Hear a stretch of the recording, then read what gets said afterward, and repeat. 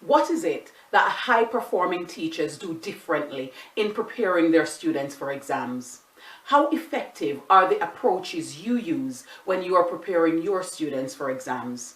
Can you verify the effectiveness of various methods with different attainment groups? Do the approaches have equal impact on the gender groups and meet the needs of all groups? Preparing for examination can be a stressful time of year for students, parents, and teachers. Knowing some tested and proven methods that yield the best outcomes for students is often what parents, students, and teachers need most. Let's spend some time focusing on how you can maximize students' achievement through the preparation techniques that you employ.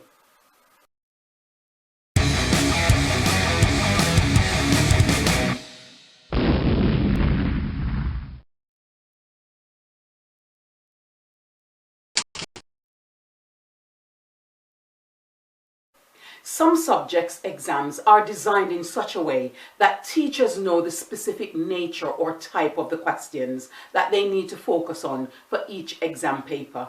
Other subjects can explore attainment objectives and skill requirements to ensure that students are equipped to take on the challenges before them.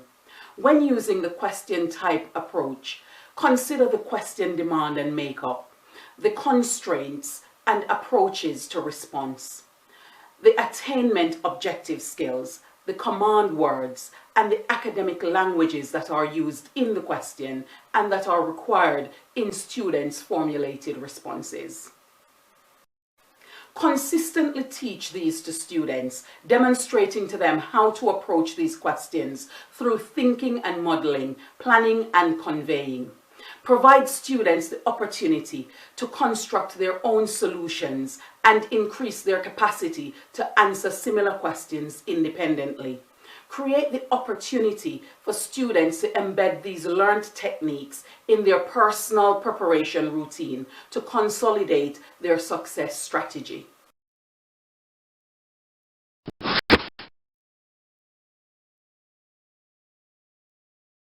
It is well established that when students are consistently implementing retrieval practices and using these ideas in their learning, that they exhibit mastery in various subject areas.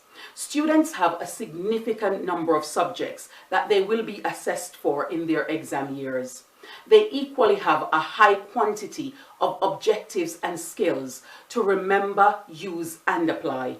Decide what the running agenda list will be and how you will incorporate these within their learning period. Establish the running agenda of exposure to different concepts and ideas throughout the preparation period and revisit to make the retrieval practices most impactful for your students.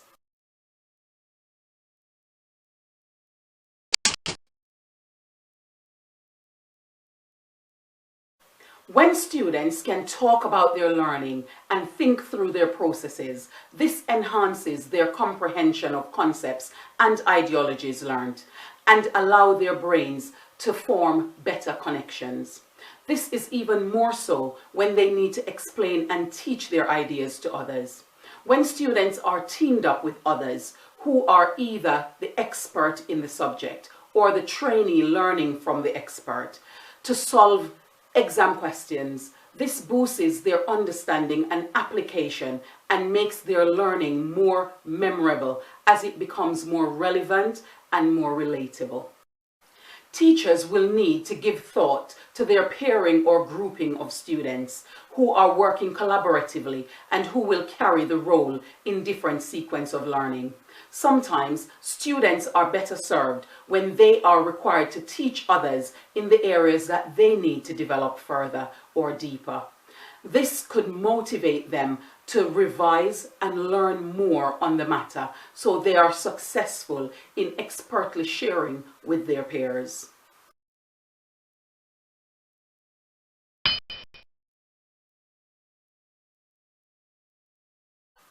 Whatever form the examination takes, whether it's portfolio, oral, or written, There is always an examiner who determines where the scores are to be awarded.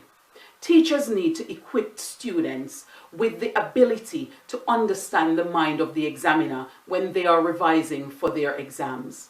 The more that they comprehend the examiner's expectations from layout, terminologies, approaches, methodologies, accuracies, quotations, and interpretations, the more equipped they are at meeting those criteria. Furthermore, students benefit from seeing alternative responses that examiners are looking for to improve their arsenal of resources when in a stressful examination room. Exposing students frequently to marking their work or that of others using criteria or exam mark schemes add to their advantage.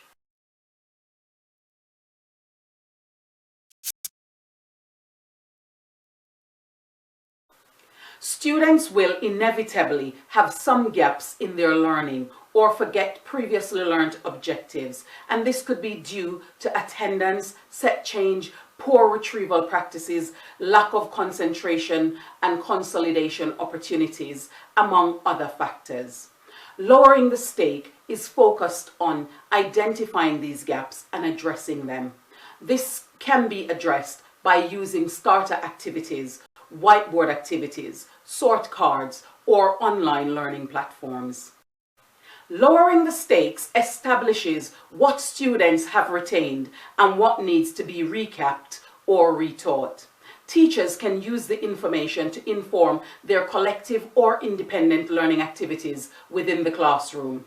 Where voting pads or other electronic means such as QR readers or question level analyzers are used, teachers can store this data to formulate personalized practices for students on learning platform and through classroom differentiation until they become secure with this information.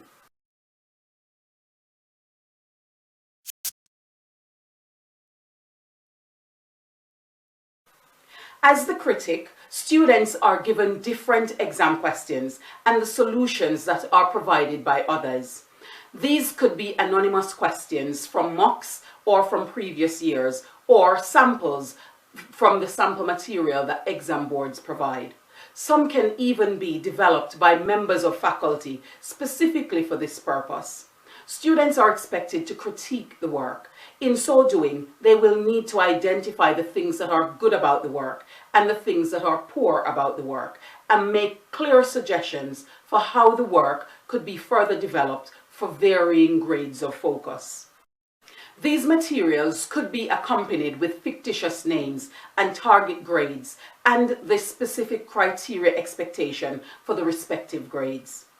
This creates a neutral ground for students to be frank and focus on developing beneficial feedback and report. This could be further supported by them using the feedback provided to answer a similar or the same question for themselves at a high quality standard.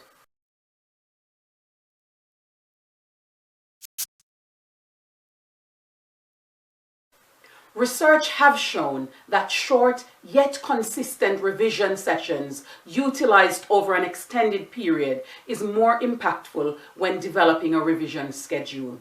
Equally, using a variety of exam resources such as revision books, specific question types, and exam packs expose students to the demands that the exam will have and improve their skills through practicing, adhering to time, and delivering on what examiners are demanding.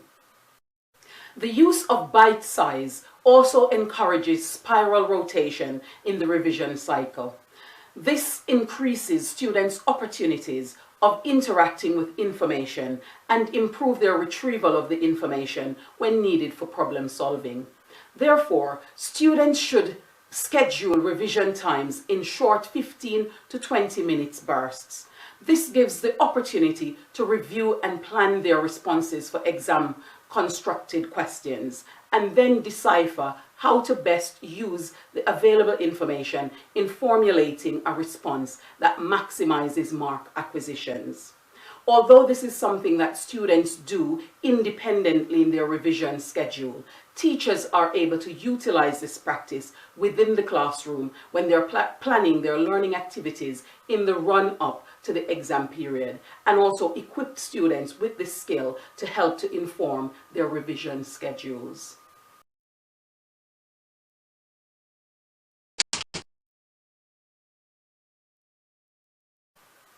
The aim of preparing students for exams is to get them to become most equipped at mastering those high impacting objectives, building connections to topic areas to maximize marks on high cognitive demanding questions. Additionally, it requires students being able to access low impacting objectives and making connections between topics, mastering attainment skills, using command languages, and understanding what is required of them in every context. This increases their likelihood to perform and accumulate marks because in the grand scheme of exams, marks accumulation matters.